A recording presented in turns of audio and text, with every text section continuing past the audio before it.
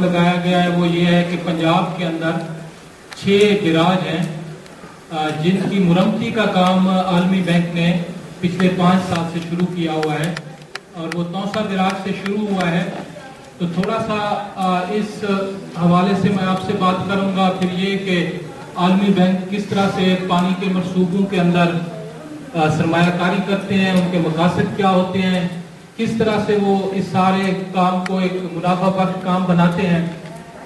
तो पहले तो मैं आपको जरा ये बताना चाहूँगा कि पाकिस्तान के अंदर और ख़ासतौर पर पंजाब के अंदर 1890 से नहरी निज़ाम बनाना शुरू हुआ। अंग्रेज़ों ने शुरू किया था। इससे पहले जो नहरी निज़ाम था, एक आमतौर पे ये गलत फहमी है कि पाकिस्तान में अंग्रेज़ों से पहले कोई नहरी निज़ाम नहीं था। ये बहुत बड़ी गलत फहमी है। पाकिस्तान बनने से पहले नहरी निज़ाम सेंट्रल पंजाब में नहीं था। जहाँ तक सराकी इलाका और सिंध है वहाँ पे नहरी निज़ाम ठीक ठाक तरीके से था, जिनको सैलाबी नहरें कहते हैं कि दरिया की जो सबसे नीची जगह होती थी वहाँ से नहर निकालते थे और 4 से 5 महीने जब सैलाब चढ़ता था तो वो नहरें चलती थी। ये हमारे सारे बड़े बड़े शहर जो हैं, मुल्तान हो, डेरा गाजी खां हो, इस तरह से सिंध के शहर हैं, इनको पानी उन्हीं नहरों से दिया जाता था, उससे आपाशी होती थी। तो ये पहली तो ये कि ये गलत फहमी एक दूर हो जानी चाहिए कि अंग्रेजों से पहले यहाँ आपाशी निज़ाम नहीं था। आपाशी निज़ाम था, लेकिन वो आपाशी निज़ाम ज्यादा पायदार था और उसके तहत मसाइल कम होते थे और लोगों का उसके ऊपर कंट्रोल था। अंग्रेजों ने 1890 में ये सोचा कि पंजाब में जो बहने वाले दरिया हैं, अगर इनके ऊपर मुस्तकिल हम एक जिसको वो वेयर कहते हैं, यानी मुस्तकिल पुश्ते बना दें, तो एक 12 माही यानी 12 महीनों में चलने वाली नहरें हम बना सकते हैं। तो ये फैसलाबाद से शुरू हुआ ये निज़ाम और फिर उसके साथ चलता हुआ ये दरिया सिंध के तक पहुंचा। और 1930 में अगर हम देखें तो जब ये पहला बिराज सखर बना तो उस वक्त जो है ये दरिया सिंध के ऊपर भी बिराज बनाने का सिलसिला शुरू हुआ। ये सारा जो निज़ाम बनाया गया, बिराज बनाए गए, नहरें बनाई गई, नहरों के साथ डिस्ट्रीब्यूटरीज बनाई गई, फिर खाले बनाए गए, इस सारे की अभी हालिया दिनों में आलमी बैंक ने एक अपनी रिपोर्ट निकाली है कि इसकी कीमत क्या बनती है। इसकी टोटल वैल्यू बनती है $300 अरब। उनके मुताबिक पाकिस्तान में जो डैम्स हैं, बिराजेस हैं, नहरें हैं, खाले हैं, इन सब की अगर हम कोई कीमत लगाएं तो इसकी कीमत बनती है $300 अरब। और आपको पता है कि आप सब दोस्त जानते हैं, अगर एक छोटा सा कच्चा कोठा भी बनाए तो उसकी मुरम्मती भी करनी पड़ती है। बारिश आती है, कोठा गिरना शुरू हो जाता है, उसकी छत वगैरह सब चीजों की मुरम्मती की जरूरत होती है। तो अगर ये $300 अरब के जो सारे इतने बड़े एसेट्स बिराज, डैम, नहरों की सूरत में है, तो ये बनाने के बाद इनको छोड़ तो नहीं दिया जाता, साफ ज़ाहिर इनकी भी मुरम्मती की जरूरत पड़ती है। ये पुराने हो जाते हैं, कमजोर हो जाते हैं। तो ये 100 साल पहले अक्सर चीजें ये बनी थी, अब ये पुरानी हो गई हैं। तो आलमी बैंक के हिसाब के मुताबिक ये $300 अरब इनकी कीमत बनती है और $5 से $6 अरब जो है वो चाहिए सालाना इनकी मुरम्मती के लिए। इसे वो ऑपरेशन एंड मेंटेनेंस कास्ट कहते हैं। $5 से $6 अरब पाकिस्तान का टोटल बजट नहीं है। मतलब जो चीज मैं कहना चाह रहा हूं वो ये है कि इतने बड़े इन्होंने जो स्ट्रक्चर ढांचे बना दिए, डैम्स, बिराजेस और नहरों की सूरत में, इनकी जो कीमत है, अभी अगर इनको हमने बहाल ही रखना है, इनको चालू हालत में रखना है, तो इसके लिए $5 से $6 अरब चाहिए, जो कि पाकिस्तान के सालाना बजट से भी ज्यादा हो जाते हैं। तो ये एक बहरान है। हम ये समझते हैं कि पाकिस्तान का जो नहरी निज़ाम है ये चलता रहेगा, ये अभी नहीं चलता रहेगा, क्योंकि आपने अभी LBOD की सूरत में भी देखा है कि ये फिर इसमें से फोर हो जाती है, फिर इसमें नहरों के साथ साथ ड्रेनें भी बनानी पड़ती हैं। तो उस ड्रेनों को बनाने के लिए, कामयाब बनाने के लिए और स्ट्रक्चर बनाने पड़ते हैं। तो इसको कहते हैं एक शैतानी चक्कर। ये पाकिस्तान का जो मौजूदा आबाशी निज़ाम है, इसको मेरे ख्याल में ये एक शैतानी चक्कर है। इस हवाले से اس کے بنانے کے اوپر جو پیسے لگے وہ تو لگ گئے، اب ان کو قائم رکھنے کے لیے جو پیسے چاہیے وہ پاکستان کے پاس نہیں ہے۔ تو عالمی بینک نے کیا کیا، اس نے دونوں طرف سے فائدہ اٹھایا۔ پہلے اس نے قرضے دیے ان ڈھانچوں کو بنانے کے لیے، اب وہ کہتا ہے آپ نئے ڈیمز بنائیں تو بڑا اچھا ہے، لیکن یہ جو پرانے بنا رکھے ہیں اب ان کی مرمتی اور بحالی تو کرنی ہے آپ نے، اور اس کے لیے آپ کو 5 سے 6 ارب ڈالر کی ضرورت ہے۔ تو 5 سے 6 ارب ڈالر پاکستان کے پاس ہے نہیں، سالانہ 5 سے 6 ارب ڈالر، اور یہ تقریباً اگر ہم دیکھیں تو 4 خراب کے قریب بن جاتا ہے، 4 خراب روپے پاکستانی حساب سے اگر دیکھیں اس سے زیادہ بن جاتا ہے۔ تو اس سارے سسٹم کو رکھنے کے لیے انہوں نے یہ کہا کہ ہم اور قرضہ دیں گے، مطلب کہنے کا یہ ہے کہ آپ یہ چیزیں بنائیں بھی قرضے سے،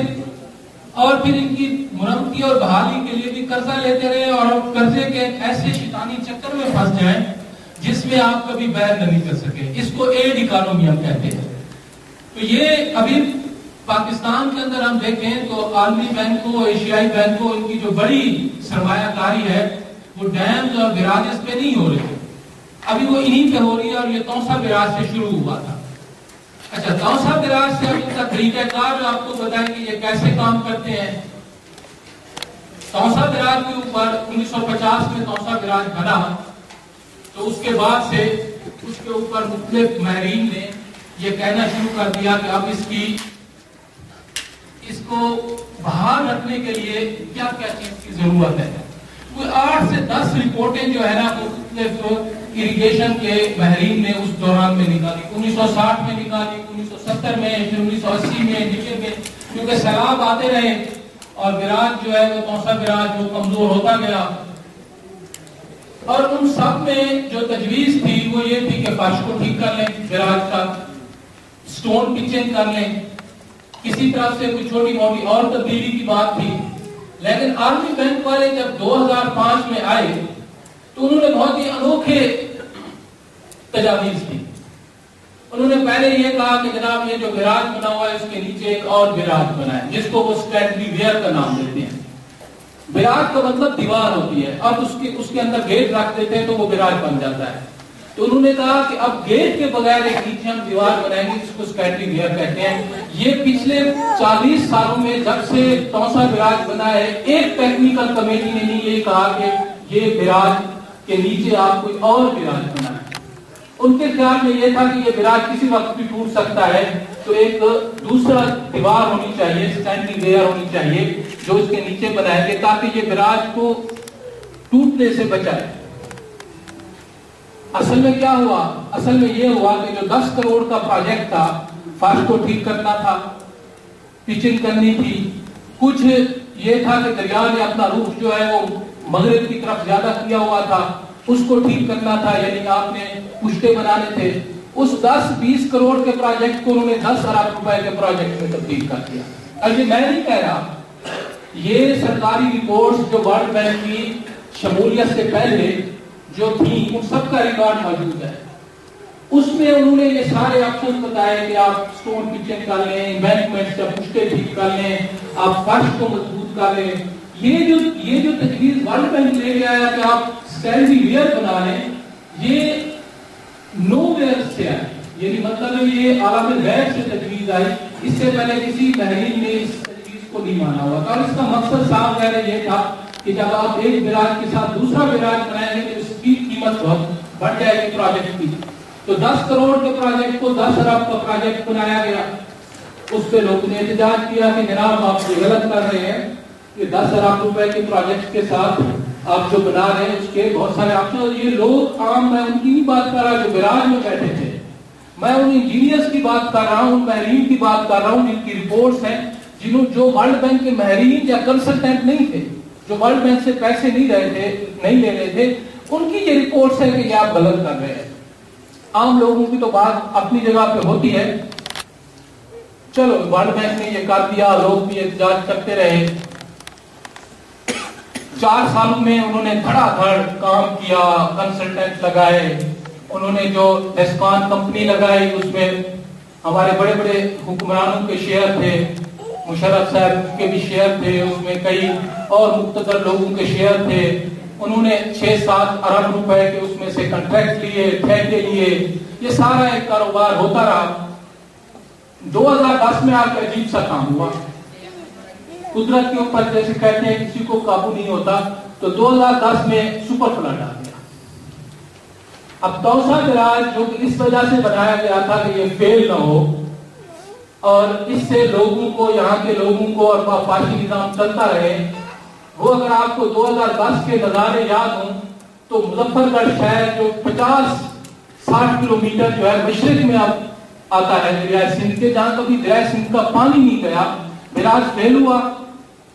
اور بیراج فیل ہونے کے بعد دریائے سندھ کا پانی دریائے چناب کے ساتھ جا کے ملا۔ یہ پہلی دفعہ تاریخ میں ہوا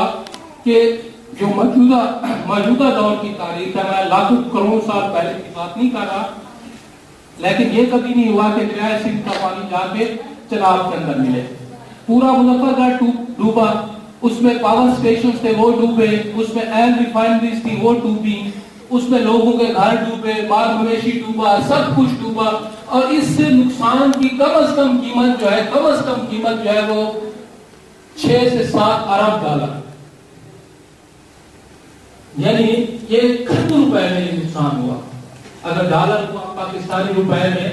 تبدیل کرے تو یہ کروڑ روپے کا نقصان ہے، کیونکہ جب آپ کی آئل ریفائنری پورا مہینہ بند ہو جاتی ہے تو آپ اس کے نقصان کو بھی شامل کرتے ہیں۔ جب آپ کا پاور پلانٹ جو ہے وہ بجلی نہیں دے رہا تو اس کو نقصان بھی شامل کرتے ہیں۔ آپ کا پورا انفراسٹرکچر، سڑکیں، مکان سب کچھ تباہ ہو گیا۔ اس پہ یہ ہو گیا جب تو لوگ نے کہا کہ یہ کیسے ٹوٹا، کیونکہ پروجیکٹ کمپلیٹ ہوا جون 2010 میں، سیلاب آیا اگست 2010 میں، تو پروجیکٹ کمپلیٹ ہونے کے 3 مہینے کے بعد جس پہ 10 ارب روپے لگائے تھے وہ پروجیکٹ فیل ہو گیا۔ اب وہ ٹوٹا کیسے، کس طرح سے ٹوٹا، اس پہ بہت سی باتیں ہیں، بہت ساری چیزیں ہیں، لیکن ایک چیز تو ہے کہ وہ بیراج کامیاب نہیں ہوا۔ بیراج خود نہیں ٹوٹا، اس کا مشرقی پشتہ ٹوٹا، تو اس کے ٹوٹنے کی بھی کئی وجوہات ہیں۔ اس کی ٹوٹنے کی میں تفصیل میں زیادہ نہیں جاؤں گا، لیکن اس کے ٹوٹنے کی کئی وجوہات ہیں، جو کہ پنجاب حکومت نے خود ایک کمیٹی بنائی جسے Punjab plant inquiry judicial committee کہتے ہیں، جوڈیشل کمیشن، یعنی ایک عدالتی کمیشن بنایا گیا پنجاب کے اندر، اور اس عدالتی کمیشن نے کوئی 8-7 مہینے پہلے اپنی 500 صفحوں کی رپورٹ شائع کر دی۔ اب اس رپورٹ میں صاف ظاہر ہے انہوں نے براہ راست تو ورلڈ بینک کو نشانہ بنانے کی کوشش نہیں کی، لیکن بہت سارے اس میں چیزیں ہیں جو کہ بتاتی ہیں کہ یہ منصوبہ کیسے بنا تھا اور اس پہ کس نے کیسے اپنا کردار ادا کیا جب سیلاب آیا۔ میں 4-5 آپ کو اس رپورٹ کے حقائق بتاتا ہوں۔ پہلی بات یہ ہے کہ نئے گیٹ بنائے گئے تھے بیراج کے اوپر، کروڑوں روپے کے گیٹ بنے تھے، اور جس وقت سیلاب آیا تو ان میں سے اکثر گیٹ جو ہے انہوں نے کام کرنے سے بند کر دیا، کیونکہ وہ گیٹ کمپیوٹرائزڈ بنائے گئے تھے کہ یہ کمپیوٹر کے ساتھ جڑے ہوئے ہوں گے، اور جو کمپیوٹر کا کنٹرول روم تھا وہ توسا بیراج میں تھا اور اس کا دوسرا کنٹرول روم لاہور میں تھا۔ تو جب یہ عدالتی کمیشن نے دیکھا کہ جو کمپیوٹر کا ریکارڈ انہوں نے چیک کیا تو کمپیوٹر کے ریکارڈ میں کوئی چیز نہیں تھی، یعنی کہ کمپیوٹر کا کنٹرول روم کام ہی نہیں کر رہا تھا، اور جب کمپیوٹر کا کنٹرول روم کام نہیں کر رہا تھا تو آپ کے گیٹ بھی کام نہیں کر رہے تھے، اکثر گیٹ، اور لوگ بھی بتاتے ہیں جو وہاں کے رہنے والے ہیں کہ وہ گیٹ جو ہے نا کس طرح سے جو ہے وہ ٹوٹے، کام انہوں نے نہیں کیا۔ اب یہ ایک ان کے پروجیکٹ کا ایک اہم حصہ تھا، گیٹوں کی تبدیلی اور اس کو کمپیوٹر کے ساتھ جوڑنا، یہ فیل ہوا۔ دوسرا جو فیل ہوا وہ یہ کہ انہوں نے 2 فٹ جو ہے بیراج کا فرش اونچا کیا، یعنی گیٹ اونچے کیے۔ جب آپ بیراج کا 2 فرش گیٹوں کو 2 فٹ اونچا کر رہے ہیں تو بیراج کے ساتھ جو حفاظتی پشتے ہوتے ہیں آپ کو ان کو بھی 2 فٹ کم از کم اونچا کرنا ہوتا ہے، کیونکہ ہر چیز ایک نسبت سے ہوتی ہے، اور وہ یہ نسبت ہے کہ اگر پانی کو آپ نے اتنے فٹ اونچا کرنا ہے تو اس کے ساتھ ساتھ حفاظتی پشتے بھی آپ اسی حساب سے اونچے کریں گے۔ انہوں نے پروجیکٹ میں گیٹ تو اونچے کر دیے، یعنی فرش اونچا کر کے گیٹ اونچے کر دیے 2 فٹ، جو ساتھ کے پشتے تھے ان کو 2 فٹ اونچا نہیں کیا، نتیجہ یہ ہوا کہ وہ پشتے نیچے رہ گئے، کمزور رہ گئے، اور اس کے نتیجے میں مشرقی جانب سے جو ہے وہ سوراخ بنا اور وہ ٹوٹا۔ اب یہ دوسری جو ہے وہ اس منصوبے کے اندر جو ہے وہ بات تھی۔ تیسرا اس کا یہ ہے کہ جب یہ پیچھے والی جو دیوار تھی، صاف ظاہر ہے جب آپ دیوار بناتے ہیں تو وہ پانی کی سپیڈ کو متاثر کرتی ہے، پانی کی رفتار کو متاثر کرتی ہے۔ میں یہ نہیں کہہ رہا کہ آپ ایک بالٹی پانی کی چلا رہے ہیں اس کو دیکھنا ہے، جب آپ لاکھوں کوسک پانی آ رہا ہے اس وقت آپ کو اس کی سپیڈ اور وزن دیکھنا ہوگا ہے۔ تو اس دیوار نے کیا کردار کیا جو پیچھے بنائی گئی تھی اربوں روپے کے ساتھ، پانی کے بہاؤ کو، اس کی رفتار کو کس طرح سے متاثر کیا، اور پیچھے سے پانی کس طرح سے جمع ہوا، یہ بھی بہت سارے لوگوں نے اس کے اوپر بات چیت بھی کی ہے اور بتایا بھی ہے۔ اچھا، اس کا انتظام آپ دیکھیں، اس کا انتظام یہ ہے کہ